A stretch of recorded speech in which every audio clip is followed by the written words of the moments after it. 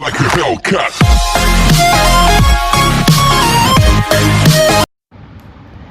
प्रिय विद्यार्थियों, सुप्रभात। प्रिय विद्यार्थियों, हमारा पाठ नंबर 15 इतिहास 12वीं कक्षा शुरू हो चुका था।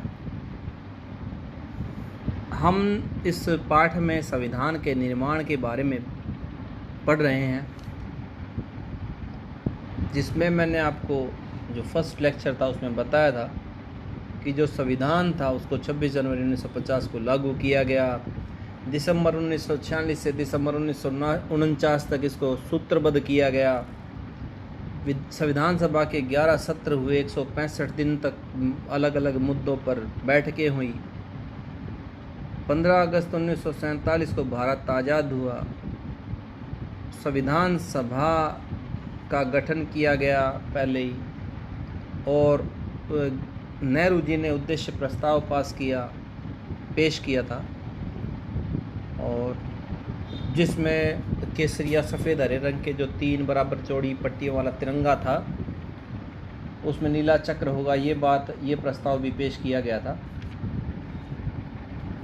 सबसे जो ताकतवर दल था वो कांग्रेस था, मैंने आपको बताया था, जिसकी 208 सीटें थी संविधान सभा में।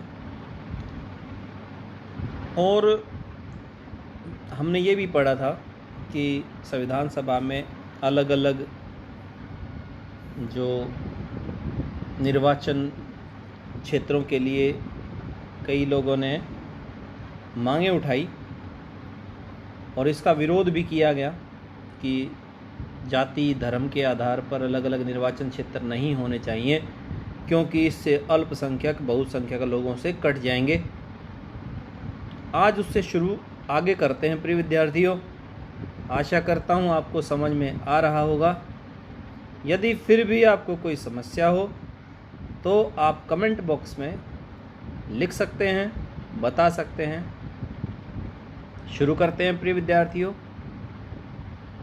जो संविधान सभा में वार्ताएं चल रही थी उसी के आगे नागप्पा ने कहा था कि संख्या की दृष्टि से हरिजन अल्पसंख्यक नहीं है।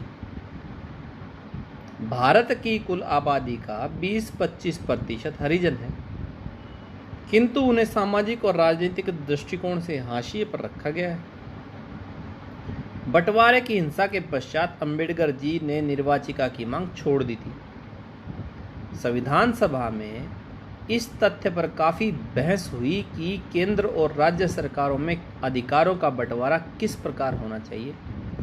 जवाहरलाल नेहरू शक्तिशाली केंद्र की परिकल्पना के हिमायती थे। जवाहरलाल नेहरू जी चाहते थे कि जो केंद्र सरकार है वो शक्तिशाली होनी चाहिए। संविधान के मसवदे में विषयों को 3 सूचियों में वर्गीकृत किया गया।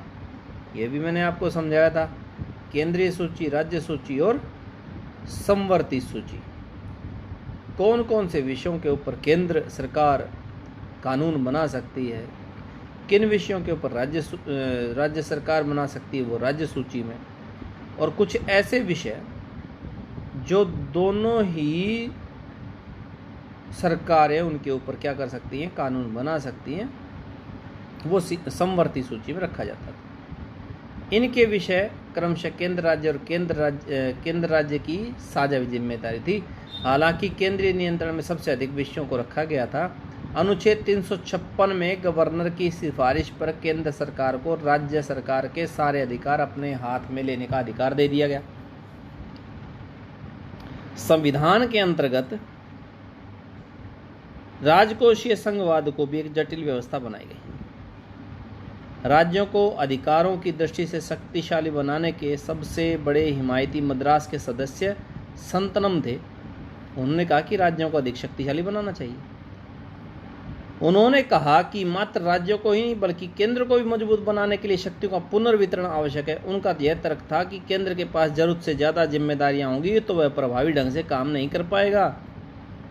राजकोषीय संघवाद के ढांचे पर प्रश्न खड़ा करते हुए संतनम ने कहा कि वह राजकोषीय प्रावधान प्रांतों को खोखला बना देगा, क्योंकि भू राजस्व के अतिरिक्त ज़्यादातर कर केंद्र सरकार के अधिकार में दे दी गई। ऐसे में यदि पैसा नहीं होगा तो राज्य सरकारें पंगु हो जाएंगी। मतलब जो राजस्व इकट्ठा करने का कार्य था वो किसके पास था? ज़्यादातर किसके पास था? केंद्र सरकार के पास। राज्य सरकारों के पास क्या नहीं था, सिर्फ टैक्स किसके ऊपर थे? कृषि के ऊपर थे। तो ज़्यादातर टैक्स कौन ले सकता था? केंद्र सरकार ले सकती थी। इसलिए जो संतनम जी थे उन्होंने कहा कि इससे जो सरकारें हैं वो अपना काम सुचारू रूप से राज्य सरकारें नहीं कर पाएंगी। संविधान सभा में भाषा के मुद्दे पर कई बार बहस हुई।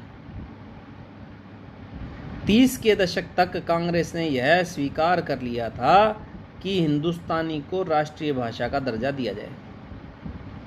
19वीं शताब्दी के उत्तरार्ध से एक भाषा के रूप में हिंदुस्तानी धीरे धीरे बदल रही थी। जैसे जैसे सांप्रदायिक संघर्ष तीव्र होता जा रहा था वैसे वैसे हिंदू और उर्दू भाषा एक दूसरे से दूर होती जा रही थी। एक तरफ तो फारसी और अरबी के सारे शब्दों को हटाकर उनके स्थान पर संस्कृत निष्ठ शब्दों को स्थापित किया जा रहा था, तो दूसरी तरफ उर्दू फारसी के नज़दीक होती जा रही थी। किंतु हिंदुस्तानी के साझा चरित्र में महात्मा गांधी का विश्वास यथावत बना रहा। संयुक्त प्रांत के कांग्रेसी सदस्य आर.वी. धुलेकर ने हिंदी को संविधान निर्माण की भाषा के रूप में इस्तेमाल करने के लिए पुरजोर शब्दों में आवाज़ उठाई थी, किंतु संविधान सभा में भाषा विवाद क्रमशः बढ़ता जा रहा था। प्रिय विद्यार्थियों, आज के लिए इतना ही। इंतज़ार करें अगले लेक्चर का। धन्यवाद।